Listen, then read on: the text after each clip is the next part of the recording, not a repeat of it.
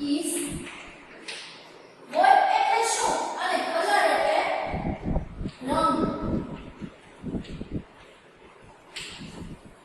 જેનો ગુજરાતી થાય કે તે કયા રંગનું છે આપણે શું કરવાનું છે તમને એક ચિત્ર આપેલું હશે એ ચિત્રમાં પ્રશ્ન પૂછેલો છે કે આ શું છે તમારે ચિત્ર જોઈને સાચો જવાબ જે ઓપ્શનમાં આપેલો હોય તે ગોતીને લખવાનું છે એના પછી તરત જ બીજો પ્રશ્ન પૂછેલો હશે કે what color is it તે કયા રંગનું છે હવે જે ચિત્ર પર આપણે જે આઈડેન્ટિફાઈ કર્યું છે શોધ્યું છે તેનો રંગ શું છે તે આપણે જાણવાનું છે હું તમને સાદી પોથીમાં આ રીતના જે હોમવર્કમાં આપીશ એમાંથી આપણે આજે એક્સરસાઇઝ શરૂ કરવાની છે જો સૌથી પહેલા અહીંયા શેનું ચિત્ર આપેલું છે તો કે